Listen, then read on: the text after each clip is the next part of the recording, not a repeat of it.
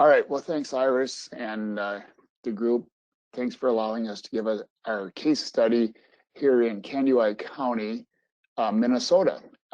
You'll see where we are located as we go into the PowerPoint, but I think one of the things can you back up just one screen? I just want to point out a couple things in our county.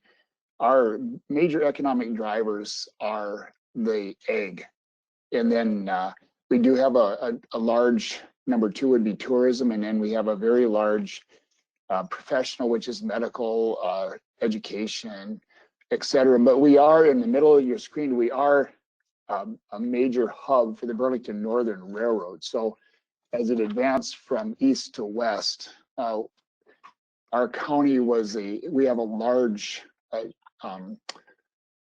rail yard here. So anyway, next. So I am the Public Works Director. I've been in the local government side for 25 years. I'll have Angelica give a self-introduction later on when her slides come up. So Kandiyohi County, that's where we are. We're in the southwestern part of Minnesota. We have a population of 43,700. And once again, our major driver is we're an ag county. So that played into some of the hesitancy that you might see as we talk later on. But we do have a very large tourism driver here. And then we are also a regional hub in southwestern Minnesota. And before I maybe go any further, Minnesota is a large state. We have 87 counties, and I do have to give credit to some of the other counties that have helped us and others. We have a work group in our County Engineers Association that we all work together and kind of share ideas. We just happen to be fortunate. Our county board is very much behind this, and so we are the first county, I guess you would say, to be approved and into joining this process. So our history in the CCAA program. Well, when enrollment could begin in April of 2020, there was discussion getting a little more serious.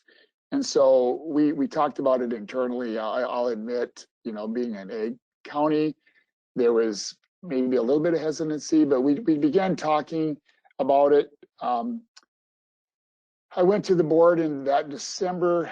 We did some research on risks, costs, proactive approach concept, and we filled out the approach. We applied for it, and we were actually granted our certificate of inclusion on April 12, 2021. And like we have said before, Kandiyohi County is the first county in the nation to enroll in this voluntary program.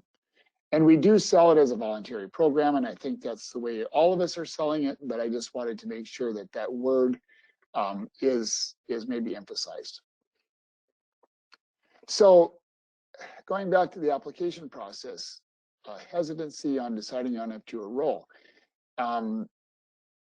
Talking to fellow engineers, some people heavy in the ag industry, one of the main drivers on probably the population decline was because of the use of insecticides, et cetera, and herbicides on broadleaf and killing. And so you never know what kind of response you're going to get with that community. But we wanted to take a look at it because we are naturally a proactive county in a lot of ways.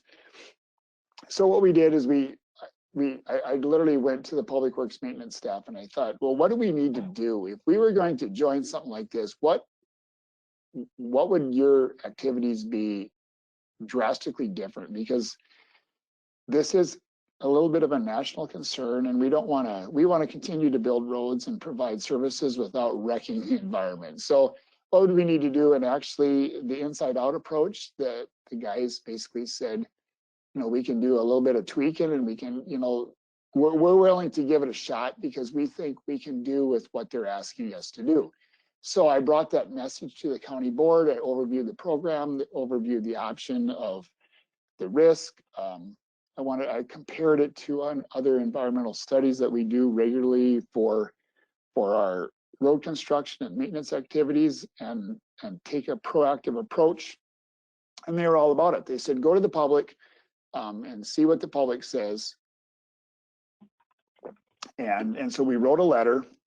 We went out and I had the Public Works staff select roads that they would consider to be good routes that would be productive for this endeavor. We reached out with a letter, actually sent a letter to every homeowner along those routes. And that's where the positive public support came in. And quite honestly, we got phone calls, we had offers to help. I got asked to speak at service clubs. The schools helped. It was pretty much a slam dunk with the county board after that, because we didn't know which way it was going to go, and it went. It was very supportive. So, how do we decide what right away to enroll? Well, we weighed all the comments that we got from people. We needed to enroll, and I'll get into that a little bit, but we weighed the comments on what to enroll, decide what acres to adopt, and it was based on the conservation measures.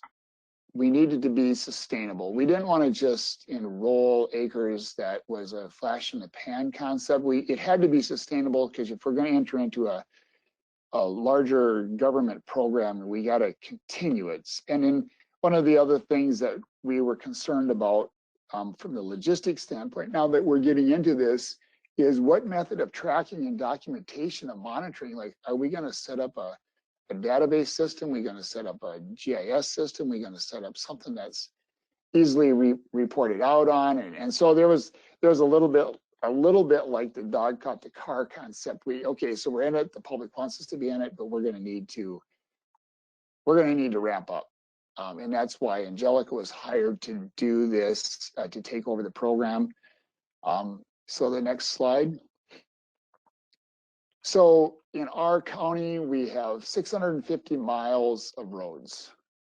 450 of that is bituminous, and about 200 of that is gravel or aggregate base.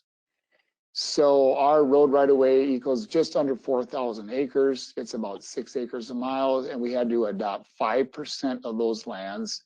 So ours came to just at 200 acres adopted, and that 200 acres is, I think it's right at 32 miles of roads. So you can see that our adopted acres is right in that 30 mile, and we have 650 miles of road. So we have, we look at it too good to, it's a relatively smaller number of miles or acres. So what we did is we divided the county into 3 monitoring areas, and the northern half of the county. The next slide, please. As you can see, the northern half of the county was good roads to adopt. And so what we did is we basically have the southern half of the county as 1 monitoring area, and then we split the northern half into 2 monitoring areas. So we divided our county into 3, and then what we did also is we have a sign shop here in our county, so we made our own signs. And so what you'll see on the adopted acres, you'll see I believe it's an 18 by 24 inch sign that we put to indicate to owners as a reminder to not spray, mow, etc., and wreck it, if you will, with any kind of 4-wheeler activity, or just anything, just as a gentle reminder that this land is in the adopted program. So you can see our miles. So the next slide.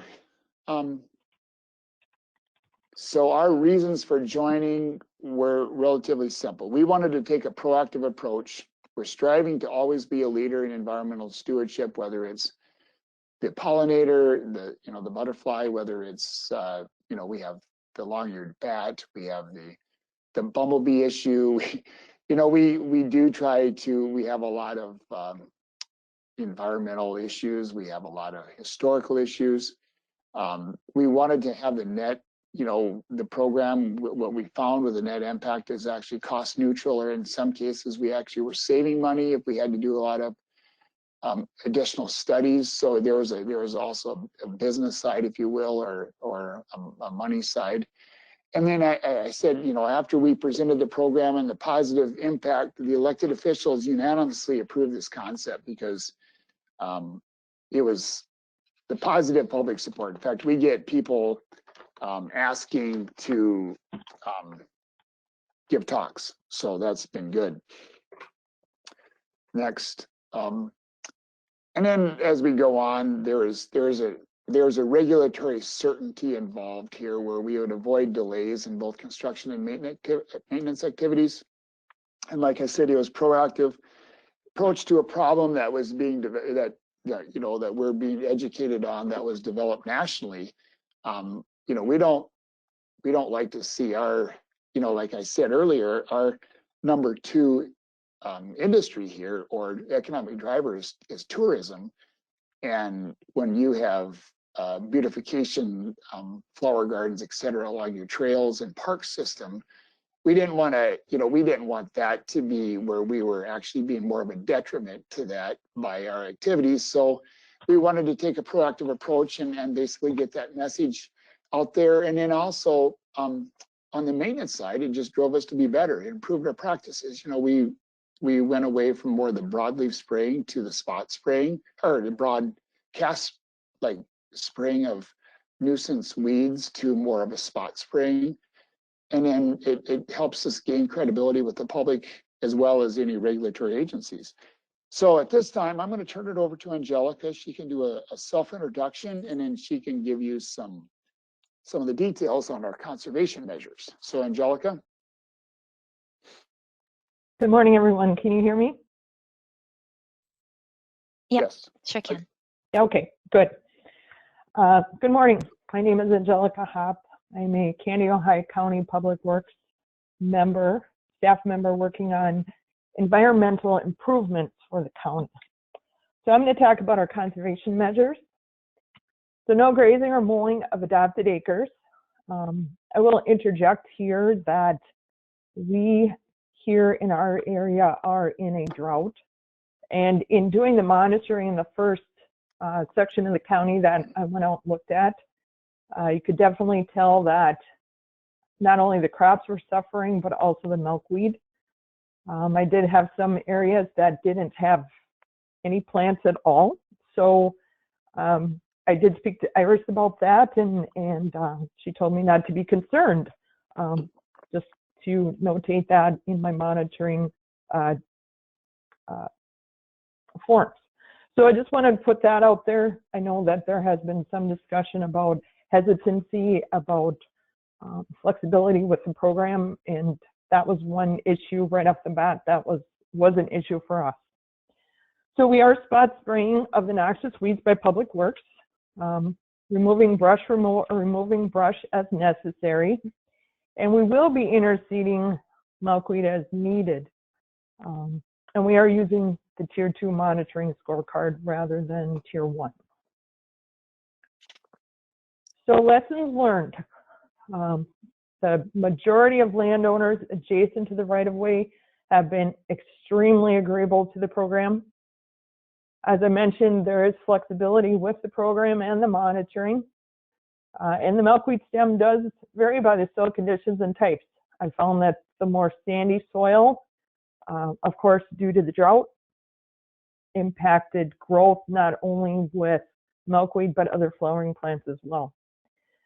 We found the application was not difficult to fill out. And as I mentioned, the university staff is always eager and willing to help. So for public outreach, presented to the county board more than once. We've had 2 or 3 service club discussions. Our county board members did talk quite extensively with county fair attendees. And as far as marketing material, we are looking at purchasing some packets of seed to hand out when we're at any kind of an event in the county to assist people with seeding their own pollinator area, because there has been a lot of discussion about that. We have 4-H clubs that wish to help, and other service groups as well. So we are working on an approach to include the individuals or groups that want to assist us with this program. So that's all I have. Any questions? Wonderful. Thank you, Mel and Angelica. Really, really fabulous presentation. And I want to also acknowledge that Mel has been in the hot seat this week because he's also presenting as part of our ICOET panel presentation. So he's had to present twice. So I really appreciate your willingness to share the story. No problem. No, it's been fun. Thank you. So any questions for them about their program? Yep. This is Tim with American Electric Power. Hey, Mel, you had mentioned that by implementing the program or enrolling in the CCAA, that in terms of a cost impact to your program, it was negligible or a break even on the cost. I know at AEP, we've been comparing our different regulatory options, whether we would do nothing or wait for a 4D rule or enroll in a CCAA or look at a HCP or something like that. So I was curious how you came to that conclusion, because I'm just, as a bystander, I'm thinking, well, don't you have monitoring costs? Don't you have reporting costs? Don't you have administrative costs? And wouldn't your management or the people you're responsible to say, no, that does cost more? So I was just curious. I mean, did you realize savings? I mean, did you say, okay, we don't have to worry about this anymore, so that's a cost savings? Just curious how you came to that conclusion. Well, like I talked before, like you're in the same boat where you've got to do other regulatory surveys, and whether it's historical reviews, whether it's wetland reviews, whether it's whatever reviews. Our county is, it's got a lot of historic value to it from early settlers, and so we do a lot of historical reviews here. We do a lot of, and we are right on the cusp of where the lakes actually, the glacial lakes begin. So our county transitions from really super heavy ag to really high tourism, clear, clean sand bottom lakes. So what we run into is and so therefore we have other problems, like the long-eared bat, or we don't have the Topeka shiner minnow issue, but we do have some bumblebee issues, and we do have other. And when where we get like a month or 2 month delay, granted we care about the environment because we have like I said, our driver is tourism is number 2, but on the flip side, delay is real money too. And so if we were to do more studies and then have to delay because of the season, if you will, to not impact the life cycle of a monarch, you're going to run into unexpected delays. And so if we can be proactive and not do additional studies and not have to delay, but yet be proactive and actually not allow any negative impacts to the life cycle of monarch, it was, money ahead or very cost neutral, we felt. And as far as staff goes, that's why I started in the public works. I went back to the back and I said, like, what would we change if we did this, or what would you guys do differently? And I don't know, we kind of did, we went through it. We literally talked to boots on the ground, the most entry-level people. And, we didn't have to buy equipment. We didn't have to do anything different. So the only thing that we really did is Angelica was hired to do not only this, but she does other environmental processes for us too. So that cost was not really, that was negligible. Okay, no, that makes a lot of sense then. Thank you. just didn't look at it quite that way. So it doesn't add a lot of additional work because, yeah, like ourselves, you have field people, you have people already out there doing a lot of work, and then being proactive, it makes a lot of sense as well. Yeah, thanks, Mel. Yep. And Angelica, kind of building on that, can you talk a little bit about the time commitment involved with monitoring that you've seen so far this year? Absolutely. I guess I've spent probably 2 full days. I and another public works employee went out and did the monitoring together. One of the issues that we did see was that also because of the drought and the lack of available forage for beef and young or heifers, there are right-of-ways that have been mowed this year that in the past have not been mowed at all. So some of our monitoring areas did have to change. I have done quite a bit of crop scouting, so I'm always trying to find the best place, so to speak. So we would just choose a spot on the map. We go around this curve, we're going to stop right here. Well, when we get there, then it was mowed. So I did notate those things on the map. So I guess in a way it probably took us a little bit longer, but it was interesting to see where there were more milkweed plants and less. Sometimes I thought, well, this should be, I would assume this would be a good area, and there was nothing. But again, because of the drought, is it because of that and they were stunted, or perhaps didn't come up this year or died off this year? I'm not sure. So I hope that answered your question. Yeah, thank you. Other questions for Mel and Angelica? One thing I will say from a county standpoint, I don't go anywhere where people will say, hey, I've been seeing more monarchs, or I've never realized how many milkweeds we have. I think just that simple awareness from people you wouldn't expect to say anything has been surprising. In fact, I no matter where I go now, I look and say, oh, look at all those milkweeds over there. I think the public awareness is working. Yeah, that's great. It provides an opportunity for conversations you might not otherwise have. So yeah, I've found that too. Great. Well, thanks again, you both. We will make this recording available with our other case studies on the website. And again, if you have other questions, I'm going to stop the recording here, but we'll have some time here at the end to continue the discussion.